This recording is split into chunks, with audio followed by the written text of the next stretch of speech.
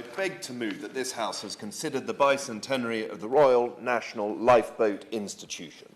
It is my honour and privilege to open and close today's debate on the RNLI, and in doing so to recognise its history, praise its work, celebrate and thank its volunteers, and put on record that this House understands, appreciates and values this magnificent, long-standing organisation. Throughout 2024, across the country, there will be moments where communities will come together to mark the extraordinary 200 years of the RNLI. Already on the 4th of March, 1,800 crew of the RNLI assembled in Westminster Abbey for a service of Thanksgiving. In May, the month becomes May Day month, on which the 18th and 19th of May will see a series of community activities, including a lifeboat festival in Poole. On the 25th of July, there is World Drowning Prevention Day. On the 1st of August, One Moment for One Crew, encouraging RNLI volunteers to celebrate within their own communities.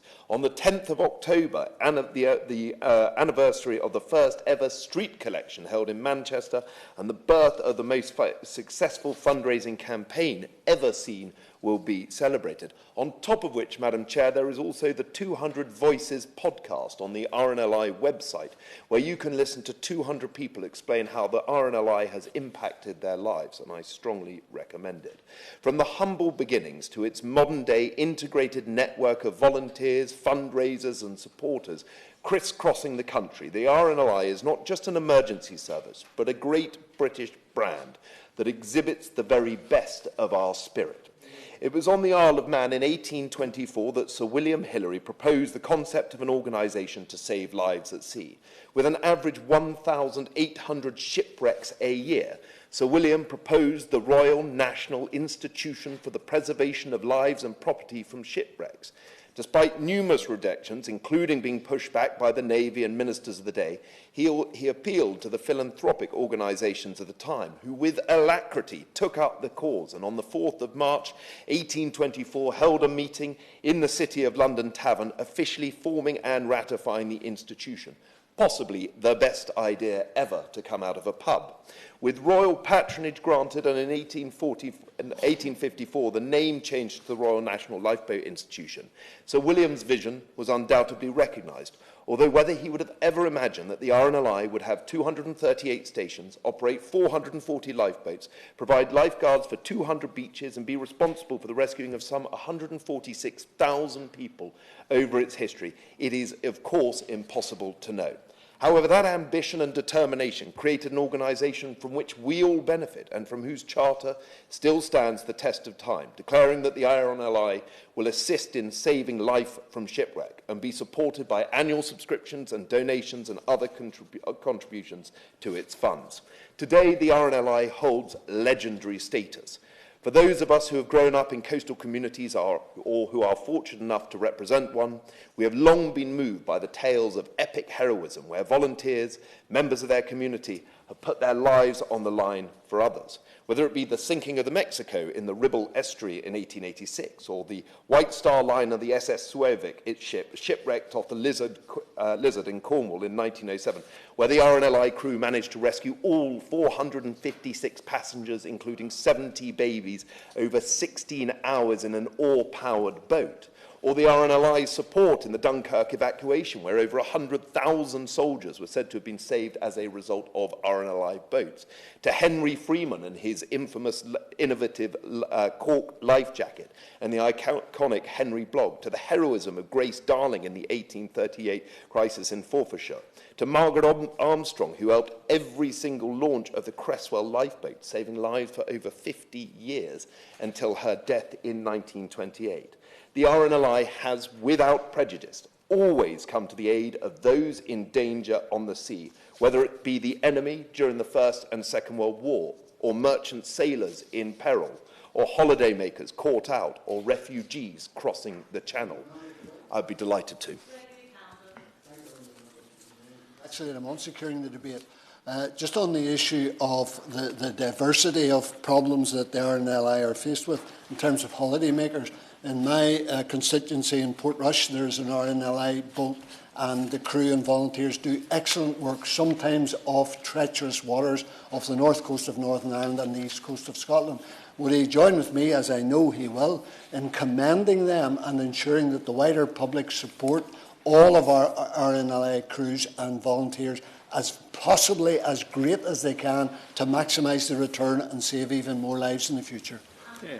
Thank you, Honourable Member, for making the point, and especially in high tourism areas, especially where there's been a dramatic increase post-pandemic, where the RNLI have seen more shouts, more call-outs to go and rescue holidaymakers. It's absolutely essential that right across the United Kingdom, Great Britain and Northern Ireland, we are supporting our RNLI crews, supporting their volunteers, supporting their fundraising efforts, and strengthening their hand in what they do. And I thank him for his intervention. Their remit, the remit of the RNLI, is simple: to help anyone in danger on the sea. These tales of events and individuals throughout the RNLI's history have not only inspired the next generation of volunteers, but also helped to explain why there are so many families across this country who have served the RNLI through its existence. In doing so, those volunteers have provided a magnificent, quiet heroism and public service to their communities, country, and fellow human beings. The volunteer power of the RNLI is all the more remarkable when you consider that for almost 90 years, the lifeboats of the RNLI were powered by nothing other than the strength of man and launched by hand and horsepower. The steady evolution of the RNLI has today resulted in a modern and up-to-date fleet that has replaced oar power with engine power. But the ability to upgrade the fleet and to provide new equipment has only been brought about by the generosity of the British public and by businesses. The RNLI has always been independent of government and will always remain so. As a result, it relies on the support of donors to meet the cost of its life-saving activities. And as we politicians look on in envy, the RNLI have perfected the art of fundraising and have set exacting standards to develop long-standing relationships with supporters and ensure financial stability. The figures, Madam Chair, speak for themselves. The RNLI raised £177 million in 2022 and over £181 million in 2021. Within those public fundraisers, there have also been generous bequests, which bizarrely include a set of gold teeth and 2 vintage Ferraris. Regardless of what is donated, it is all helping to ensure that the RNLI is able to respond to shouts anywhere across our coastline and to help those in danger with the most up-to-date equipment and facilities. Just consider the fact that in 2023, up to July, the RNLI had to launch their lifeboats 9,192 times, the equivalent of 16 times a day. They saved 269 lives and assisted 10,734 people at sea. A remarkable number and a remarkable significance to the work that they do. It is also extraordinary to see businesses playing a role in those fundraising efforts. The Baltic Exchange, for instance, has, for over 150 years, supported the lifeboat based in Salcombe in South Devon, hence the very subtle name, the Baltic Exchange 3.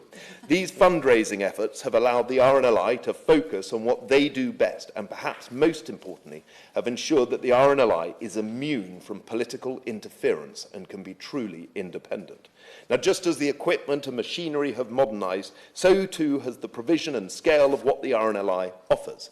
Starting originally with lifeboats and lifeboat stations, the RNLI now runs a Safety at Sea initiative with their Float to Live campaign, as well as providing lifeguards on now 240 UK beaches, who in 2023 carried out almost 3 million preventative actions, as well as attending 14,000 incidents, helping 19,979 people and saving 86 lives. Its international arm is focused on making drowning prevention a priority worldwide and reducing the staggering 235,000 deaths a year that are caused by drowning. The RNLI has also been a key supporter in the National Independent Lifeboat Association, which I founded 2 years ago to represent the 54 independent lifeboat stations of the United Kingdom.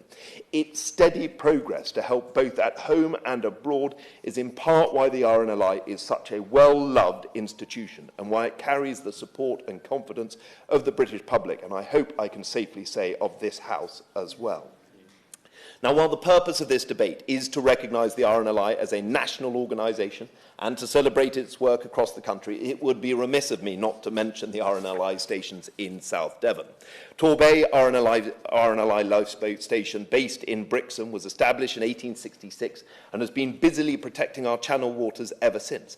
I was pleased to be able to attend a service of Thanksgiving organised by the Fishermen's Mission earlier this year, and to reflect upon their work in protecting those at sea, and also salute their volunteers who have, since 1866, attended thousands of shouts, rescued thousands of people, and saved countless lives. The Salcombe RNLI lifeboat was established in 1869 and is tragically remembered for one of the worst lifeboat disasters in the RNLI's history, when in 1916 the returning lifeboat capsized on the Salcombe Bar and 13 of the 15-man crew drowned, devastating the town and the close-knit community. Memorial headstones recall and mark this tragedy either side of the mouth of the estuary. The Dart RNLI, established in 1878 and then closed shortly thereafter, was reopened in 2007. The reopening was fortuitous, as last year alone they had 46 shouts and aided 51 people in difficulty. They're currently fundraising for their new boathouse, which I expect to be greeted with the same level of generosity as the RNLI often receives. These 3 lifeboat stations are a necessity to coastal living. Their crews and support staff number well over 100 volunteers, and they've battled against some of the most ferocious storms to save those at sea, as well as dealing with thousands of visitors who flock to our beaches each and every year. The people of South Devon owe them an enormous amount, and we do not for a single second forget their courage and bravery in volunteering for the RNLI. I would like to also state our thanks to the crew of the RNLI lifeboat stations across the country. They are all part of the rich heritage that puts others before themselves. They put themselves in harm's way to rescue those in need, and too often friends, families and fellow volunteers paid the price. The 800 names on the RNLI memorial in Poole serves as a reminder of the dangers they face, but also the hope that must be felt by any individual in danger when they see the colours of the RNLI racing towards them.